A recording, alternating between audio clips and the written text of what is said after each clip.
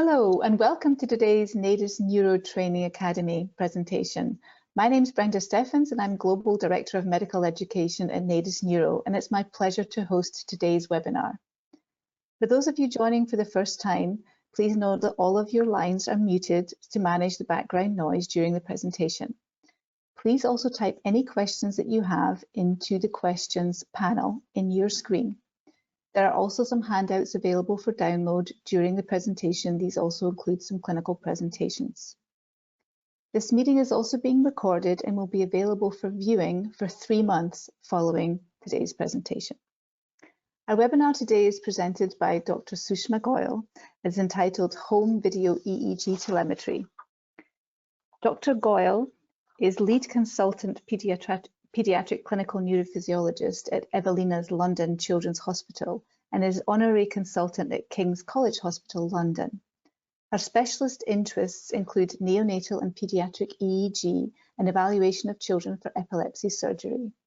She is the International Secretary of the British Society of Clinical Neurophysiology and was a member of the ILEE Neurophysiology Task Force in 2017 for the role of EEG in the diagnosis and classification of epilepsy syndromes. She is faculty on the neonatal and pediatric ILEA EEG courses, and she is a member of the King's Healthcare Partners team that won the NHS Innovation Challenge Prize for developing home video EEG telemetry in the UK. So with this, it's my great honour to turn the presentation over to you, Dr. Goyal. The audience is yours. Thank you. Thank you so much, Brenda, for that kind introduction. And I must say, thank you, a real personal thank you to you for being so patient with me with the delay in presentation of this webinar. But this is something I really believe in, and I hope by the end people will understand why. But I believe you have some questions for the audience before we start. I do. So first of all, we'd like to know, what is your clinical background? So please answer the poll. Are you a physician, a technician, a nurse, or other? Lovely. So I'm going to share the results. We have 6% are physicians, 83% are technicians, and 11% are other. Okay, that's great to know. Yeah, I can hopefully answer some of the technical questions. I'll do my best. And the second question, we had another question. We do. Do you currently use home video telemetry in your institution? So please answer either yes or no. Are you currently using home video EEG telemetry in your institution?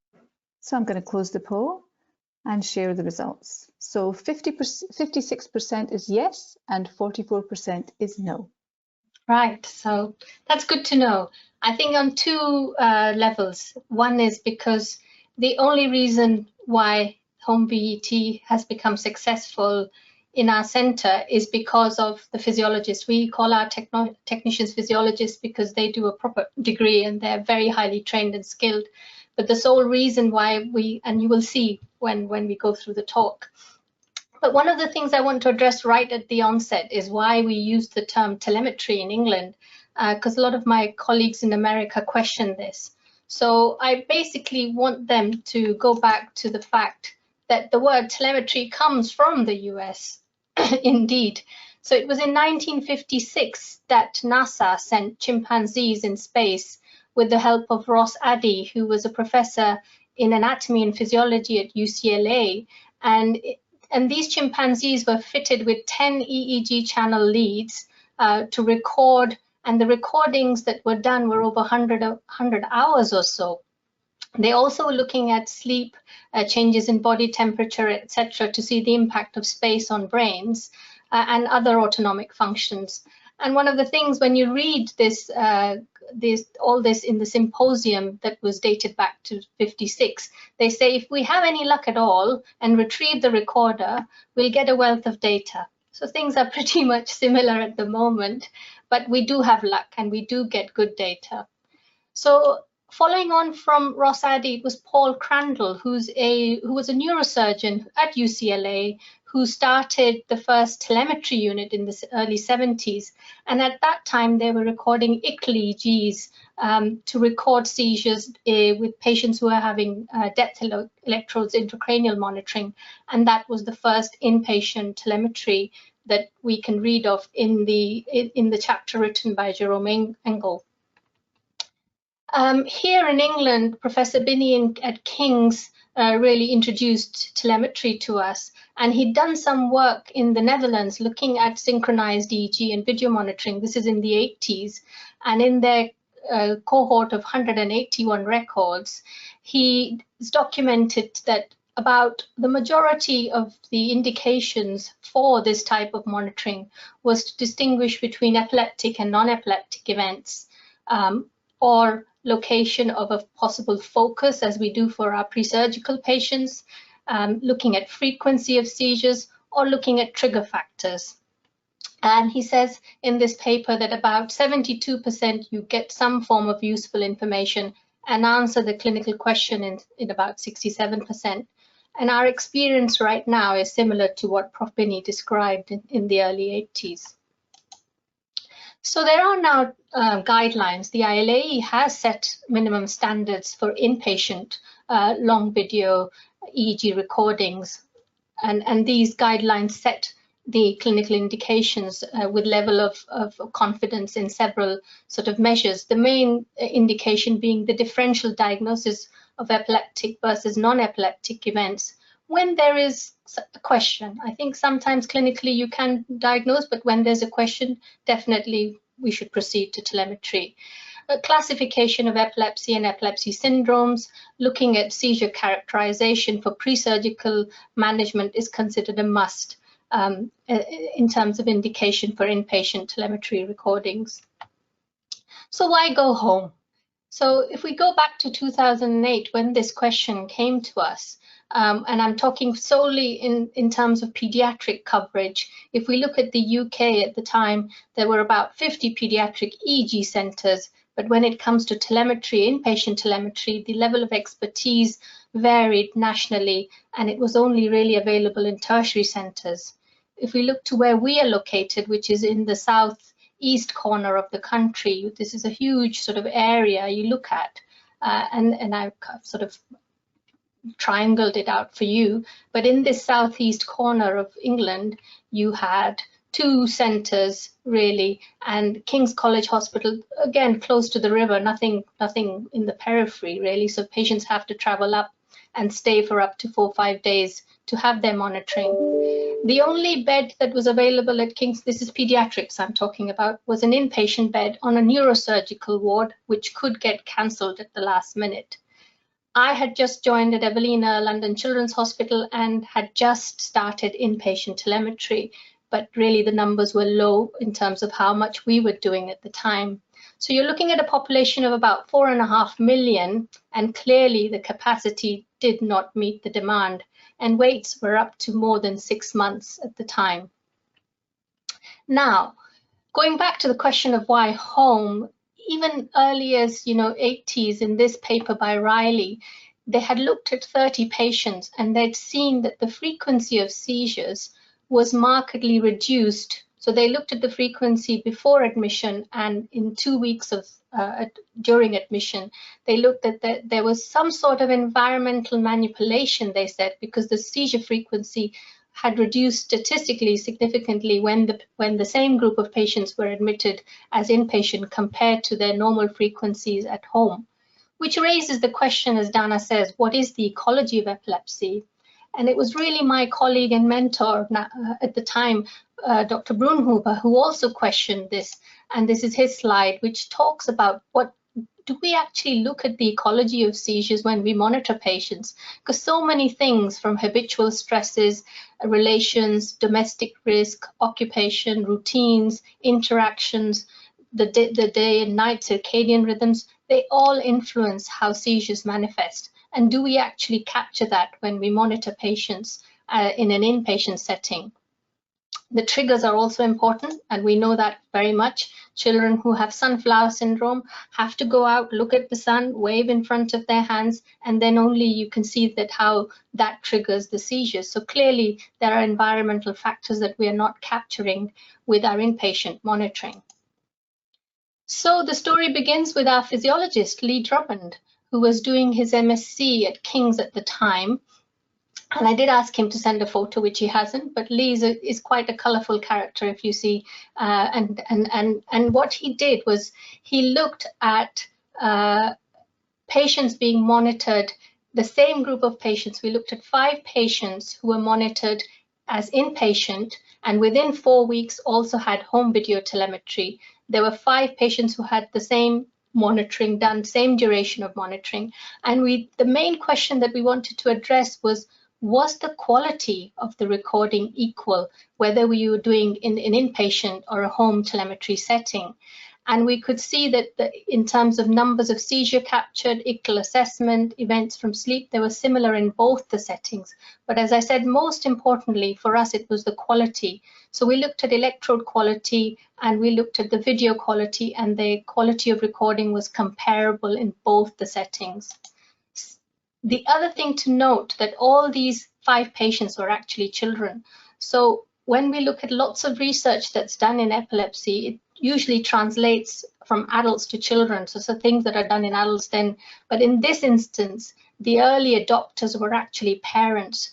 And the very first patient I remember I called up, I was one of those who was blinded. I did the home VT reviews, and the first very patient I called up was a mother whose child had tuberous sclerosis and was for pre-surgical assessment, and their bed had been cancelled, and she clearly said, yes, yes, yes, please, I will go for this.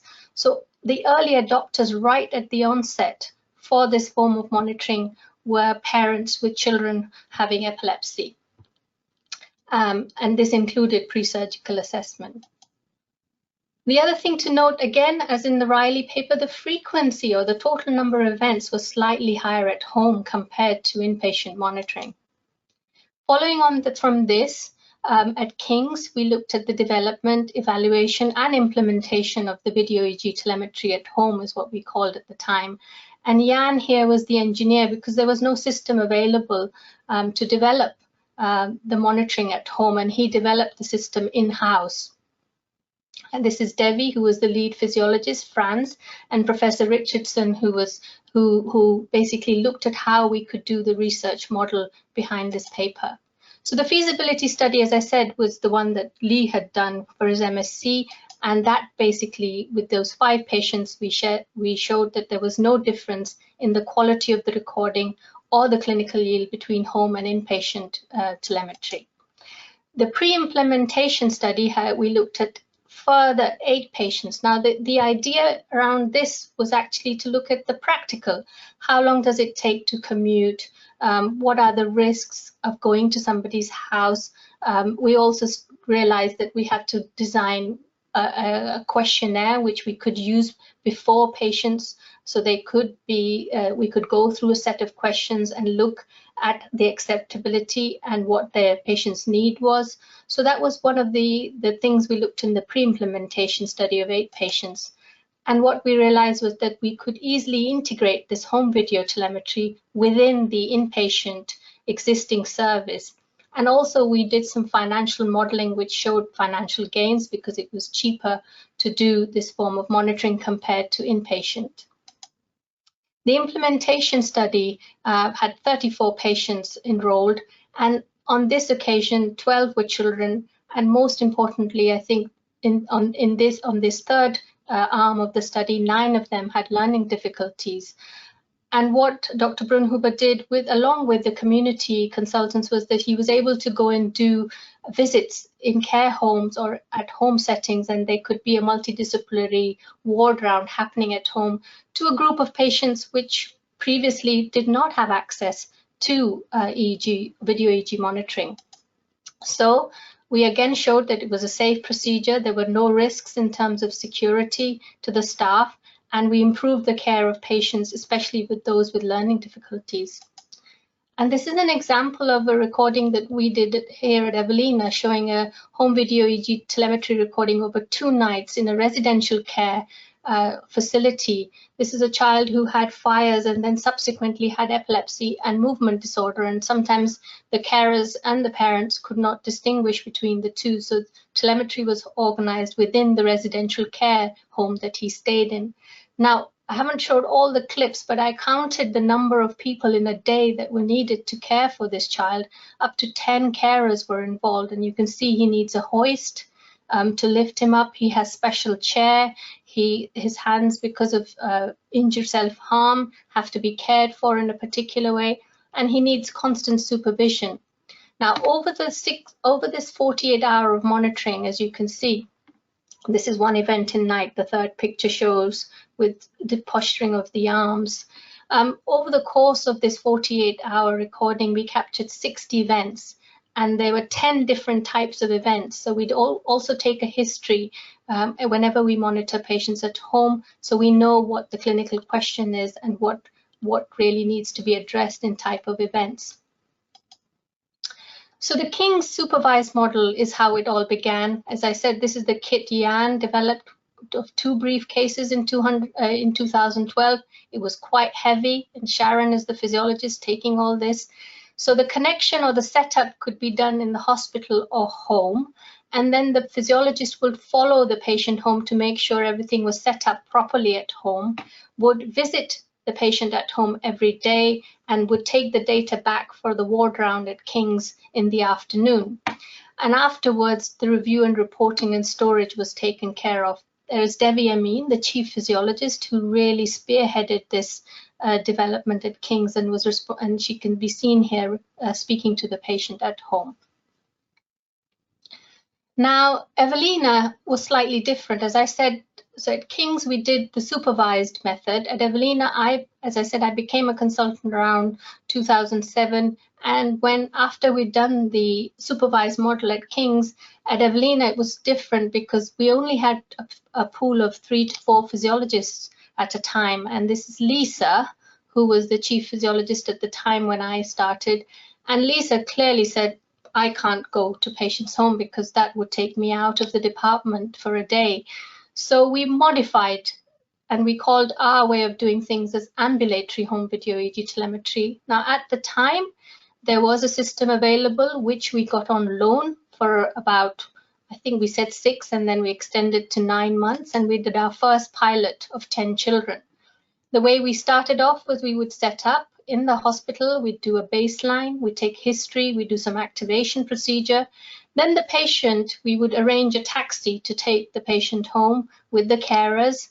And then on return, the patient would return to deliver the kit back. This slightly changed after 2015, and I'll show you why that we had kits returning via the courier.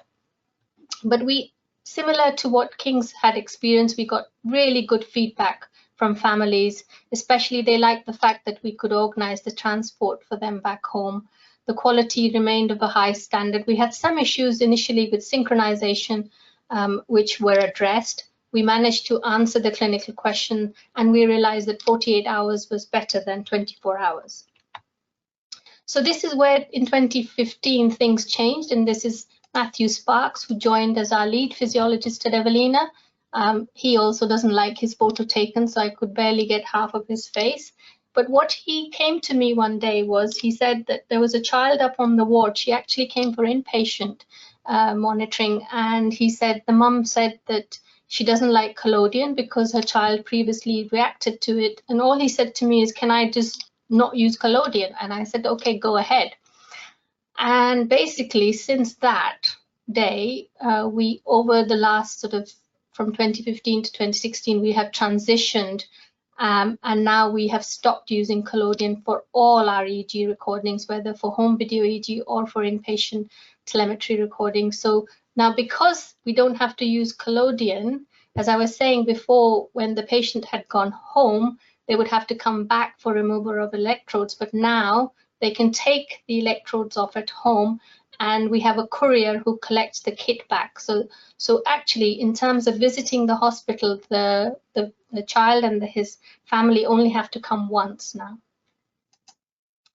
So did we have any issues? Well, this was addressed in the paper from Sophie Carlson and her group up north in England, and they looked at the technical difficulties that they found, and again looking at children specifically. And if I can draw your sort of here, where they did this the first top bit, they talk about the equipment difficulties, and in their home VT they had about 50% having difficulties with the equipment compared to about 38%. I think even 38% is slightly higher for inpatient. But anyway, addressing what type of difficulties did they have? And it was mainly to do, we had similar issues. I would accept that sometimes the camera wasn't positioned in the right way. In the night, the parents, because you had to flip from a night shot to the infrared, they would forget to do that. Sometimes parents just forgot to turn the video on, or the batteries needed changing after 24 hours. So we had similar concerns, but not to the extent of 50%, I would say, much less than 10–20% in our experience. But we took on board what those concerns were from this paper and from our own experience. And we applied for a charity grant, and what we realized that maybe parents needed a little bit more communication in terms of how to go about setting everything at home, because remember, we're not following them at home. They're taking the kit home and they're setting it up. So for even things like how the windows and the blinds and the light needs to be addressed is important for them. So we through the charity, we got some money and we made this video, which is on YouTube on our hospital website, that goes through. It goes in an easy sort of worded format for parents to understand. And what we do again, we ring, and it's usually Matthew and the team ring the parents beforehand, explain everything, what's going to happen on the day of the connection. Everything is explained again, and any concerns are addressed. And they're also given this video, which isn't very long, but it gives them some tips of how to do it at home. And the feedback from this mother in particular, if you listen to the video, she says she found it quite easy after we showed her how to do it properly. And from the number of views, you can see it is a popular video. So the question is, after all this, does it really work? And have we really looked at the literature to see what in terms of we are doing, and does it have an impact? Now, there are two ways to look at the literature, and I would divide them very carefully, whether you're looking at papers that look at pediatric, mixed, or adult studies.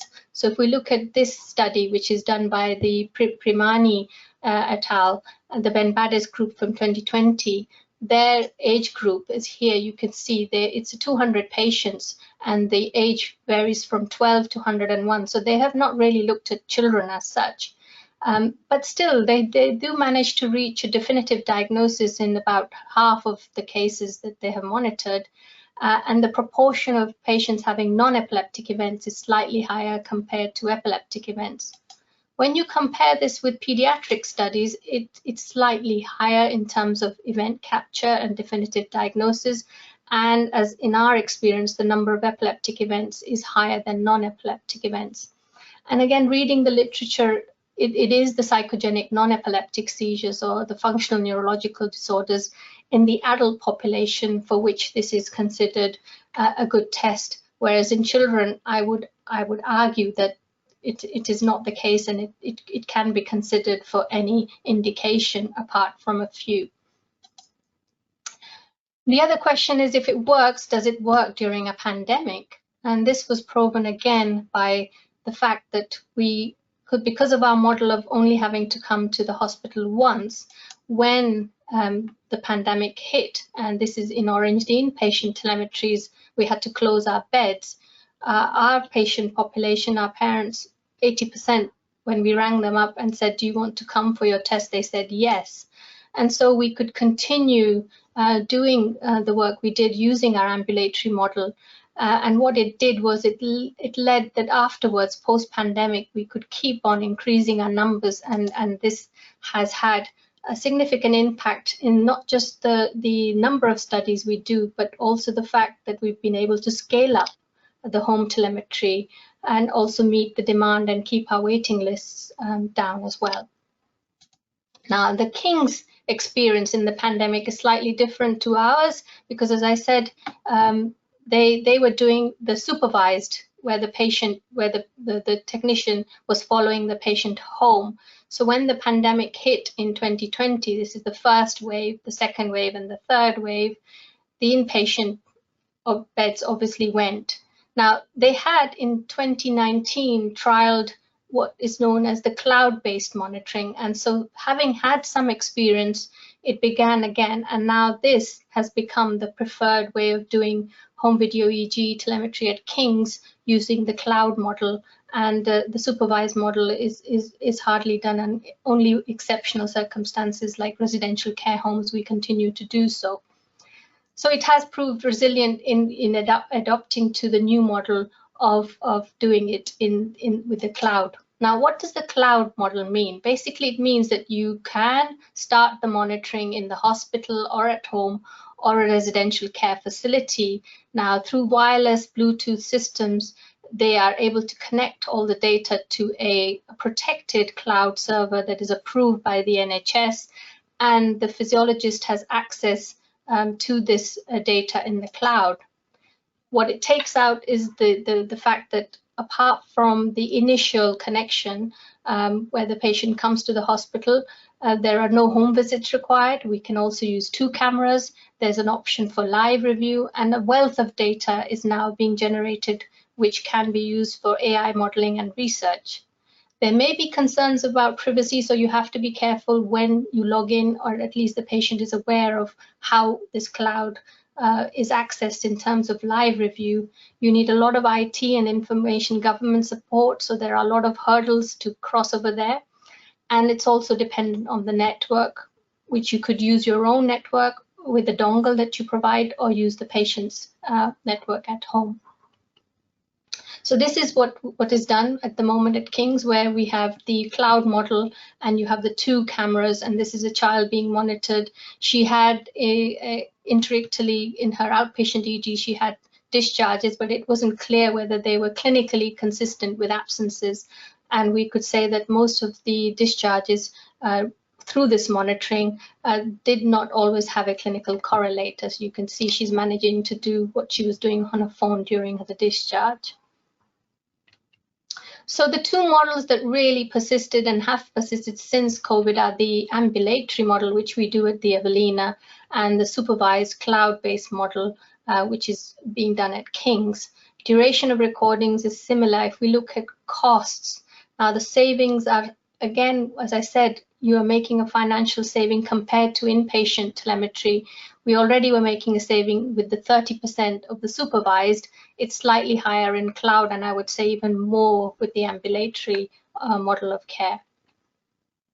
So how are we doing right now? There's a lot of literature out there, and in this paper, which I really liked, it's a review by Shireen Jamal-Omidi and the Comprehensive Epilepsy Center in Texas, and it's really worth reading, where they go through all the literature and provide a review of what types of and the benefits, the pros and cons of monitoring.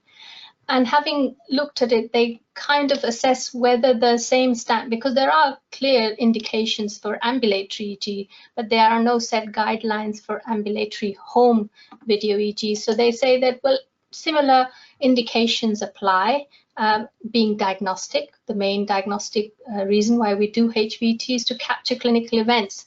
But what they also address in this paper very nicely is the pre-test probability. And I really believe in that when we're looking at trying to capture events, we have to have certain strict referral criteria, and frequency is one of the most important ones. And at least we say frequency of about 2 or more per week is needed to sort of qualify for this test. So, and in particular, what it's useful, I think, is the nocturnal events, because the whole problem of patients moving out of the camera goes away when the events are nocturnal, and we can capture them with the home video EEG monitoring as well, especially when they're frequent. Now, this is an example where we were asked to record nocturnal events, and the differential was between a sleep disorder and epilepsy. She had frequent events during the recording. Now, there's a lot more that I was talking about ecology and safety. There's a lot more that you see at home, because even before starting the video, I can see that the family has organized a floor bed for this child. It's padded, so she's in a safe environment.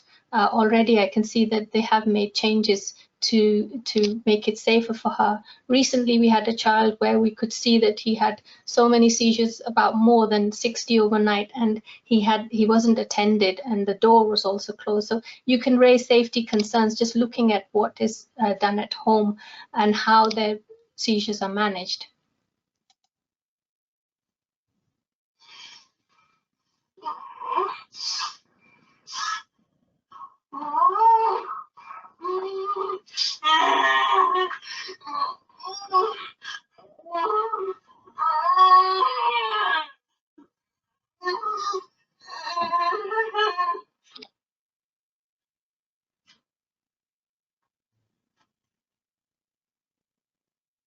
So the event was about less than a minute in duration.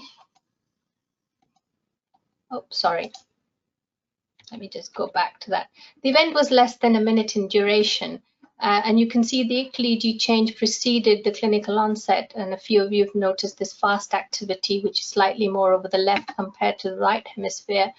And the semiology and the frequency, she had more than 10 per night. She was attended to. Afterward, she said it was worse than one of our normal ones. It's all consistent with sleep-related hypermotor frontal lobe epilepsy. So nocturnal events in particular work for the home video telemetry indication.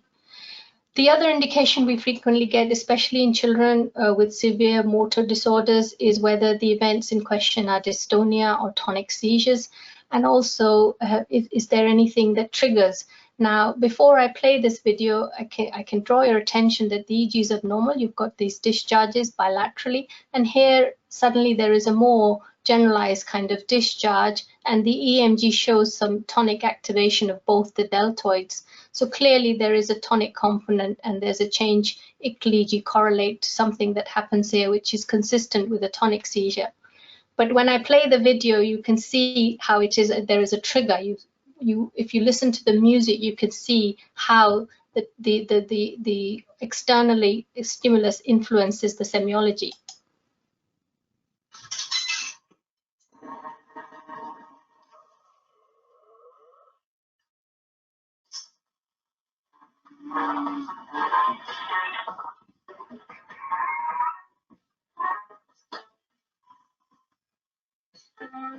Should it be doing that?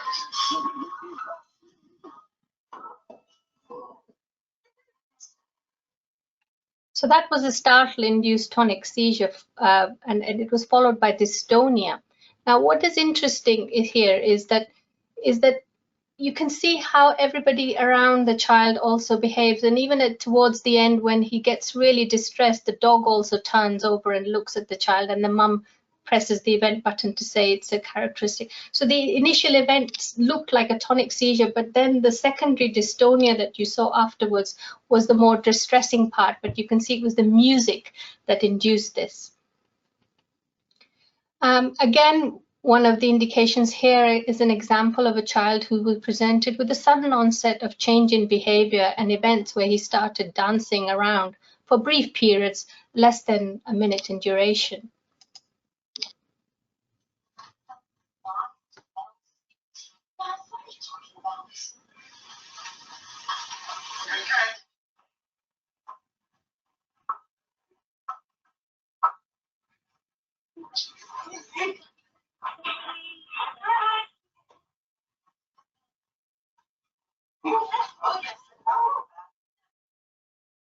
So very difficult if you just saw the video to sort of make out what they were.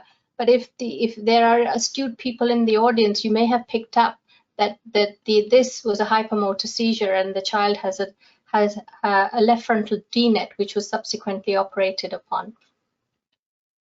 So the indications of AVG, as we said, to characterize the clinical events, but also in patients with epilepsy, we want to quantify sometimes, or we want to look at evaluation of treatment, or we want to stop medication, and we want to make sure that there are no discrete seizures that the patient is having. And as I said, there are some other indications, including variance in terms of what is the variability in day and night, or whether there are any subclinical seizures. So here this child was referred because of regular attendances to A&E and had an idiopathic generalized epilepsy. Now, from the referral, the child was said to have generalized tonic-clonic seizures. So the real indication was to classify the epilepsy syndrome on a background of developmental delay. And as you can see, even with the home monitoring, we're able to put 2 deltoid electrodes on. We can do more. Sometimes for head drops, we can use the neck as well. But you can see here, just from the EMG, that the changes in EMG are consistent with myoclonic jerks with those discharges, and the seizure semiology, as you will see.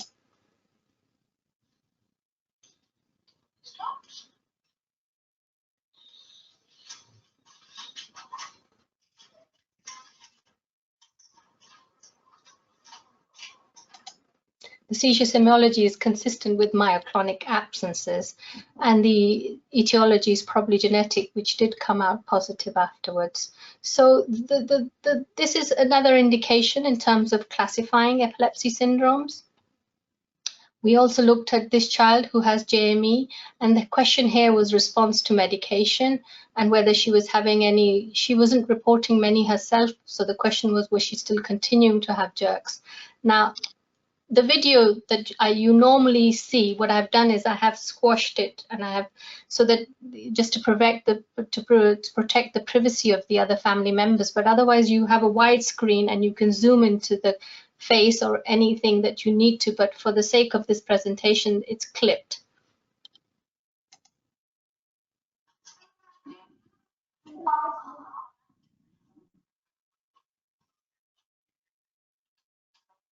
So you can see here again on the EMG that this burst of discharges, she had 2 axial myoclonic jerks. She managed to keep on eating, but in some of the discharges she would stop. So clearly she was having more seizures than she was telling her parents or documenting, and it was consistent with frequent epileptic myoclonic jerks, and some of them were clinical absences as well, so they could modify her treatment accordingly. Again, the seizure burden, I feel sometimes, we can use other ways of, with your home video technology, we can look at quantitative EEG when it comes to seizure burden.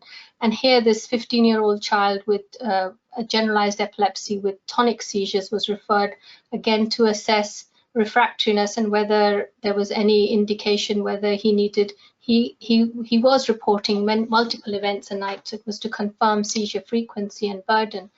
And here he is. Now, this is one of the issues with the ambulatory way of monitoring you can have, is sometimes, even though we tell parents to take the duvet off, they sometimes feel that they can't sleep without the duvet, and that can be addressed if you had live review, and if you had one night with the duvet, the second night you could ask the parent to take the duvet off. So here's the child under the duvet. You can just about see the head. The EMG clearly shows a bilateral tonic seizure with a generalized EEG correlate. But what quantitative EEG told us was that if we looked at the way the seizures happened, it was mainly in the first 2 hours of night. He was clustering, and he was clustering up to 100 per night. They were brief, less than 10 seconds, but you can see here that they clustered in the first 2 hours of the night. So quantitative EEG can be used to supplement home video EEG. Another thing we use to supplement our home video EEG is our home videos. If we only record one seizure and the parents have home videos, we also take them into account.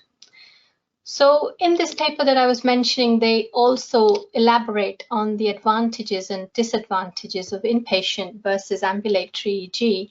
And one of the things that's striking is the camera event capture, and they in their own study, which they did in their center, they looked at the event capture, and in their cohort of patients, only 5% of habitual events. There were about 30% habitual events were recorded in their own study done in their center, and only 38% of habitual events were recorded, and only 5% were on camera. So they addressed the question of the capture of the event of in camera using the ambulatory model, and they said because of this, the gold standard should remain inpatient video telemetry. Now, the other issue, what they said was that when it came to pre-surgical assessment, they would not use ambulatory VEG for pre-surgical assessment. And I understand what they're saying, but if you look again into the literature, all of this literature is really around patients over 18 years of age and does not hold true for pediatric population, because we have very frequent events in children. So you are likely to capture them even if you miss a few off the camera. So again, with a pinch of salt, I understand why these disadvantages are quoted in many of the papers, but this does not apply to pediatrics in our experience. And when we were asked to look at our own experience, and this was really, again, through the paper when we looked at, in this paper, when we looked at the unforeseen, the impacts of the pandemic, we were asked to look at whether there was any change in the patient profile pre-pandemic and peri-pandemic. And at the Evelina, we had a cohort of 723 children who had their telemetry during the pre and peri-pandemic period. And what we saw was that the habitual events, if anything, remained the same, that we were about 60–70%, we were managing to capture the events in question. What was more interesting is in adults, it also remained similar, although the percentage is slightly lower, which would be as expected, that the frequency of capturing habitual events remained about 55–56% pre and peri-pandemic.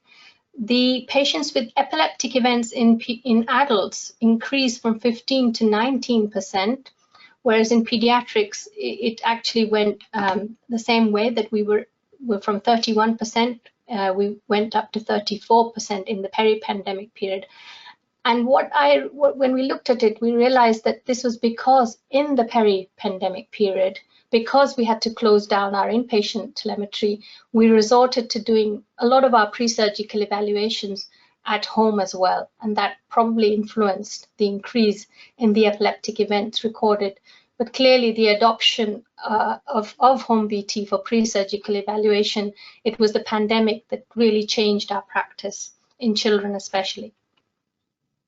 So I'm always asked this question, what about ICTL assessment? You know, when they're inpatient, a nurse walks in, well, it doesn't always happen, but when they do walk in, they are able to do an ICTL assessment.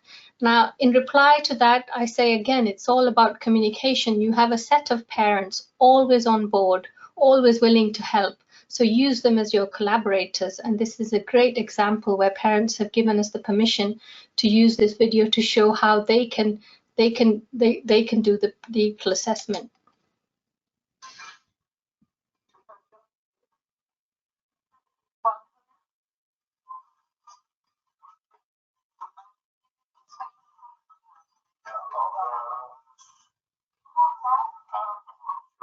Yes, cameras on her.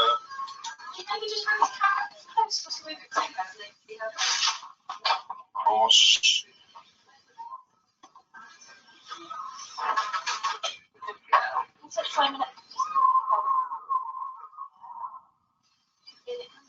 Yeah. Can you sit up? That's it. What's your name? And how long?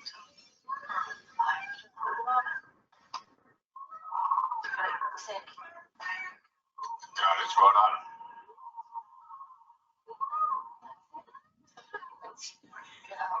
Just this one, so they can see your face. You're right. Okay, that's fine. So what that ICTL assessment showed you was two things. She was aware of her seizures. She reported that her seizures came on. Her parents were able to test her awareness. So they are focal, aware, and she also could speak during and afterwards. So again, non-dominant. lateralization. She had a left temporal lesion, which after surgery came back as hippocampal sclerosis. She had a left temporal lobectomy and an amygdaloid hippocampectomy, and she's remained seizure-free. So the parents acted as collaborators here and showed that even though the ictal onset was left temporal, she had no post-ictal dysphasia, which helped towards her assessment. The other way we have started using home VT is when this is a child who's come back, who's had a 5-day inpatient telemetry recording, is to add on. So after 5 days of EEG monitoring, you can prolong that or extend that up to 72 hours. We can send the kid home if we've not had a successful inpatient stay with drug reduction. We would obviously on the 4th day put them back on their drugs before sending them home. And this comes on the back of this study which was done by Jonah Fox, where what they did was, following non-diagnostic epilepsy monitoring unit admissions, they added ambulatory EEG without video, but even then they could find useful information in 48.4% of the cases, and most of them within the 24 hours of extending. So this is again looking at how the majority of their patients, I have to say, were non-epileptic patients, but again showing that the value of doing it at home, you're slightly increasing the chance of capturing the event in question. But we use that for sometimes for our pre-surgical patients, because our inpatient beds are only available for 5 days, and we've done drug reduction and not captured an event. Then we put them on the 4th day back on their drugs, and we extend it for another 72 hours at home. Now, in this case, again, the problem with the video can happen. So if the astute few can see, the right hemisphere is red and the blue is here on the left. So and you can see an ictal EEG onset here of the T4, T6, P402 and T4C4. So the EEG ictal onset has begun and the child is not in the camera. And what I want to say is it can happen. And in this instant, it happened because he was in the toilet. And even then, the mother took the video to show us some semiology, whatever possible she could, within 20 seconds of ictal onset. So in terms of semiology, we can't see the eyes, but you will see some drooling. And then he goes into the motor phase of the seizure. So the first change was impaired awareness, and then some opercular drooling followed by motor changes, so temporal in semiology, temporal in onset. So there is a lot of literature out there now in terms of whether you call it telemetry or home video EEG or long-term home EEG or video ambulatory EEG, but now there are a whole host of literature. In America, with the introduction of CPT codes for video EEG, the term used is EEG monitoring, and this is based on the billing of whether the monitoring is done intermittently or continuous, or whether they're not being monitored, and that's the way the terminology over there has changed. What has also happened is that now there are plenty of other ways of monitoring patients, including lots of wearables, subscalp, and intracranial EEG. So the whole landscape of monitoring technologies with people with epilepsy has evolved. And what has also happened, not so much as it should, but at least in 3 or 4 publications, there's an emphasis of monitoring people with intellectual disabilities and looking at how we can prevent SUDEP in that population by improving the way we monitor them at home. And so there's a whole host of ways of monitoring, not just monitoring, but also looking at responses to treatment for longer durations using subscalp and intracranial EEG, which can record up to 18 months in duration. So in summary, in our experience, I understand the limitations of home video EEG telemetry for adults, but when it comes to children, in our experience, it has become the preferred investigation for choice, including children with who need pre-surgical evaluation. We don't see a differentiation between the cohort. as long as they don't require sedation, they don't require drug reduction, there is a high pre-test probability that they have frequent events. As I've shown, the ambulatory and the cloud models of home video EEG telemetry have proved to be pandemic resistant. And you can add value to your inpatient monitoring if you can extend it to HVET. As I said, I haven't touched much on it, but we're also using home video on smartphones to supplement our home video EEG telemetry much more than we used to do before. And in many ways, we have moved from an era of diagnosis to monitoring patients with epilepsy. And in particular, that group of patients which we couldn't reach before, we are improving the care that we're delivering to children and families who look after those children with learning disabilities. And that is a step forward. What have I learned? I think personally, I've learned through this journey is to listen to patients and listen to your physiologists. And that really has been the backbone of what we do. So let's listen to two of our patients. And the backbone here, Dr. Brunhuber, Devi, and Joel at King's. So this is the video from King's, our patient first cohort from King's. I was able to do normal things like playing my instruments. So I'm really fond of music, so I was able to play the piano and I was able to study harder for my GCSEs especially. It didn't stop me from doing any of those things, whereas if I was in hospital, I would have been able to do that. We'd had two sort of unsuccessful attempts without capturing anything. The home telemetry was suggested as a result of actually managing to capture the seizures. Grace had her surgery 13 weeks ago and has been seizure free since then. I think it was my best Christmas present so far. And of course, the team at Evelina, who I've been really fortunate to work with. It's a fantastic team of physiologists led by Matthew Sparks, and that's Aloha, who's my colleague, and has been a great support.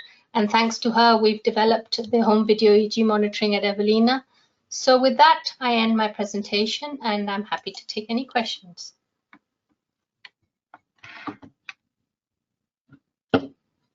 Thank you very much for that excellent presentation, Dr. Goyle. Thank you. We have one question which came in, which is relating to the nomenclature. It's telemetry and EEG and ambulatory EEG are the same, question mark. So telemetry, so it's different types, right? So what do we mean by telemetry video? So it's synchronizing EEG with video and recording for longer periods. That's what it is. Now you can do it inpatient, you can do it at home. So ambulant means that you can send them home and they have this ability to move around because of the way the technology is enabled with the new devices we have. That's why we call it ambulatory home video EEG. Okay, thank you very much. I have one question, and that is, what are the biggest challenges with patient stroke parent compliance? I don't think, to be honest, given everything we've done, I asked Matthew the other day, how many do you think we've done? And he said something like 1,500, 1,600. And I can really count on my fingers, less than 10 times that we've got, parents are so motivated. And this is what I'm trying to say. A lot of the studies that you see have adults, and I can understand adults having problems if they don't have a carer with them of the camera positioning. But here you have a set of really motivated, dedicated parents who want the best for their child. So you're actually got a collaborator with you. So they're on your side. And I think if you explain things properly to them, I personally haven't, as I said, we've done it the other way around. We've listened to them and we've modified our service to what their needs are. The two things that used to annoy me was the under duvet, and that's because, but then I think with the cloud system that you can circumvent that. The first night, second night, you can say, well, can you now take the duvet off? And that's because of personal choice. Some people just don't sleep without one. And the cameras issues have resolved because now automatically they go on to night mode. So the parents don't have to switch anything to change it from day to night mode. So that's been very useful. Technology is improving. Now, the other thing that could improve, in my opinion, is the duration, the battery. So if there was one thing that developers need to do is look at the duration of the batteries, and for parents not to bother about battery changes. I don't think we should bother them about doing anything apart from looking their child once they get home. Great. I've got a couple of other questions coming in. Can it be performed on babies? Yeah, we've done. Babies even better, they don't move. So we've done babies, yeah, no problem at all. Mm-hmm. What's the youngest baby that you've We've done 8 weeks, 12 weeks we've done. Especially when they come for refractory spasms, and we haven't recorded when they come and it's not clear whether they have spasms. So we do get sometimes we do monitor them at home. So thank you. There's a question here. I think it says, can you suggest how to, I think possibly angle the camera setting in home? So this is what I was trying to say. What you're seeing in the videos is not what I see, because what I'd done is to take the family out. I had zoomed in. So this is a wide angle camera. So you don't really need to do anything. You just position one camera. You can have two cameras like King's, where you can position one closer, zoom in, and the other has a wide HD angle to the whole room. So what we tell parents is don't move the camera because it's a wide angle camera, just put it at the top somewhere, and we can, because the zooming quality that is so good now, we can actually zoom in to see faces. And even like when we do pre-surgical assessments, we can see things like just a clonus of the angle of the mouth, we can zoom in, or just see subtle changes, which used to be the problem in the old cameras. But with now technology, you just literally just need to keep the camera at a higher position and leave it there. Great, great. Super. There's lots of questions coming in now. It says here, the compensation is not great. How do you justify doing AEG? AEG on top, that's maybe a whole different ambulatory. Yeah, so I'm not sure. I stopped doing AEG. Okay. Not done for 15 years. Okay, okay. And then I think of AEG is when you're quantifying ESUS, electrical status in sleep. Otherwise, I don't see the need of AEG anymore with video ambulatory EEGs. And then I've got a question here is, are the patients allowed to leave the house for a few hours during the sessions? So we tell them not to. We've had some requests of can they go to school on a couple of occasions. And actually it's the schools who have been worried about the video being there. So we've said you can go to school in those, because sometimes the events only happen at school. So if the school allows, then we would say yes. But if the school doesn't allow, in that setting, we would move to ambulatory mode for that duration. So you can go out, but we have parents who want to take their children out into the garden. So that's okay. You take the camera out with you. Yeah. And then the last question, how many days are you doing the telemetry for? I think you mentioned it on your slide. Perhaps you can just reiterate that point. So the system we have right now, we can record up to 72 hours.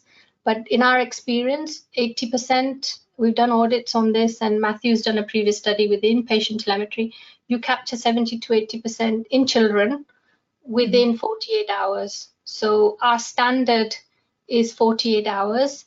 If we think it's a pre-surgical patient, then we do 3 nights. Otherwise, it's the majority are 48 hours.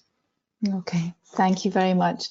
Well, we've run out of time, so thank you so much. And on behalf of Natus and the Neurotraining Academy, it's been a pleasure having you all join us. And I would like to thank again our speaker, Dr. Sushma Goyal, for this really extremely interesting presentation. Please take a moment to complete the survey at the end of this webinar. It's really important to us. We really appreciate your input and value your responses. Thanks everyone for your participation. Enjoy the rest of your evening, your day, and we certainly look forward to seeing you once more in the Natus Neurotraining Academy.